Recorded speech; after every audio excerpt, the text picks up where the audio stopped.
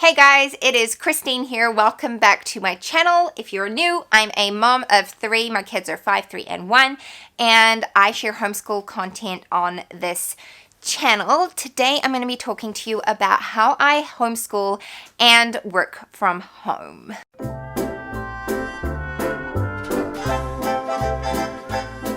So if you are new and you're interested in homeschool content, please go ahead and subscribe. I would love to have you here. I'm also over on Instagram, so you can follow me there. I'll leave the handle down here somewhere so you know what to look for. But I'm just pleased to have you here, and you might be curious how I balance homeschooling with working from home. I'm not going to lie, it's a lot. It's taken trial and error. But I'm just going to share some of my tips that have really helped me and made it more achievable, and just like a dose of reality for anyone who might be thinking that I've got it all together or that I'm doing it all, because I'm not. I'm really not. So anyway, without further ado, my number one tip for working from home and homeschooling my kids is that I carve out time to do both. I am very intentional about when it's school time and when it is work time, specifically with work. I'm very intentional about being like, okay, this is when I'm working, and that's because I just cannot do both at the same time. Like, my mind has to be on one or the other.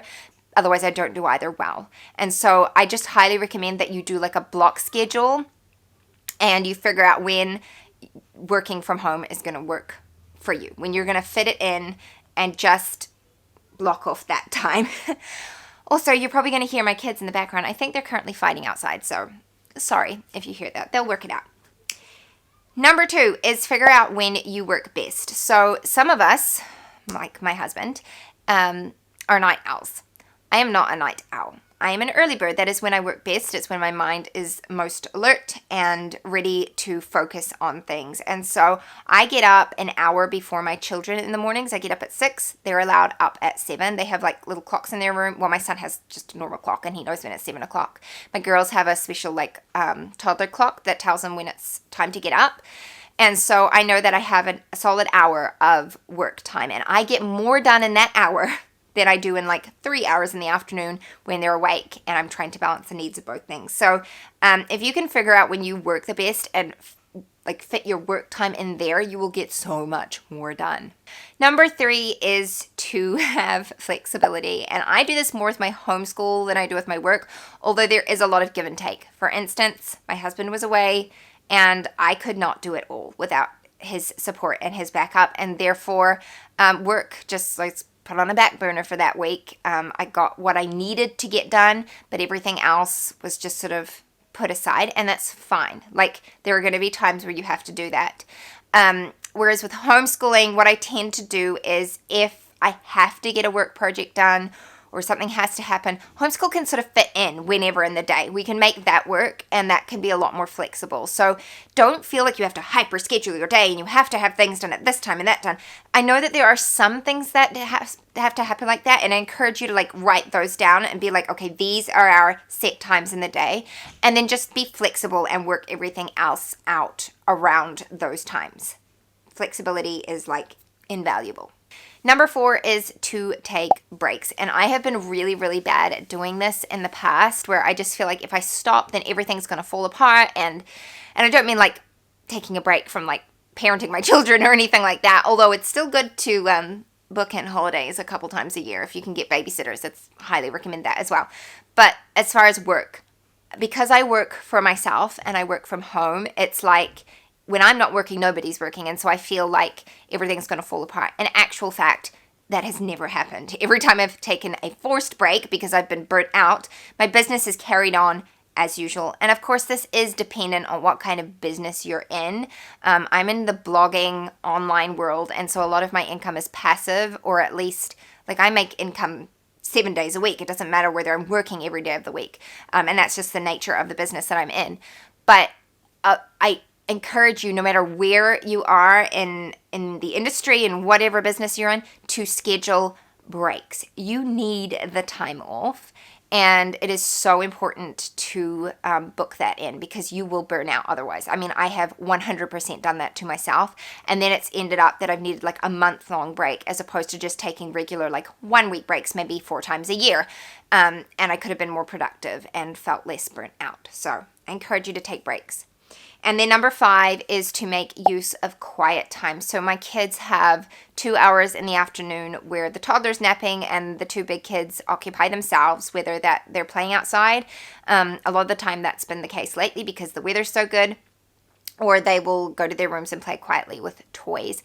Regardless, they're not supposed to interrupt mummy, and that is often when I get a little bit of work done. I don't tend to do my intense work then, because they do interrupt at times and I need to be available, but I do still get some work done then. And also, it's when I get a break. It's when I get like half an hour to eat my lunch and just, I don't know, watch something, go on Insta stories, or watch something, or read a book, or, you know, whatever. And that's really important for you as well.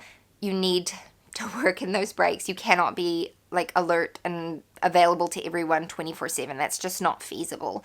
So realize that there's got to be give and take, there's got to be flexibility, and you have to be intentional about your time. And I don't have to work from home. We don't actually need it financially, but it has been such an amazing creative outlet for us, and now a blessing financially to our family. And I could not imagine not doing that. Like, for me, this is just me, because I'm kind of like, I mean, out of the 2 of us, my husband's definitely more of a saver, but we're both actually savers as far as our money. And so for me, I always loathe the fact that my hobbies cost money. And so it's like, okay, if I'm going to have a hobby, it needs to be making me money so I can justify spending money on it. So it needs to be like, you know, self-paying hobby.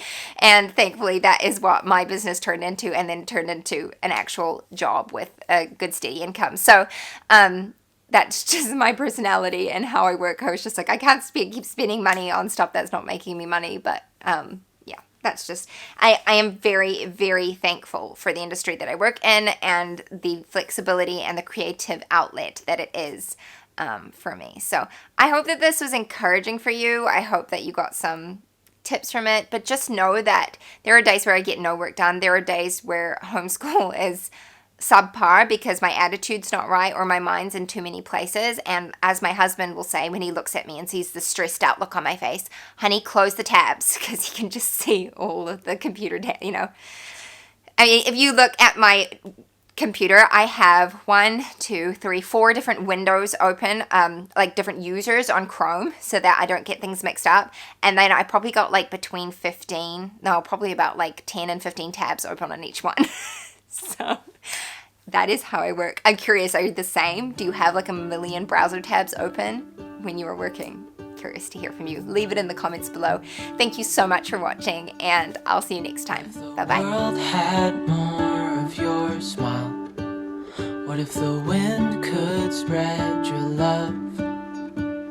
What if your sweetness could reach everyone? There'd be no war.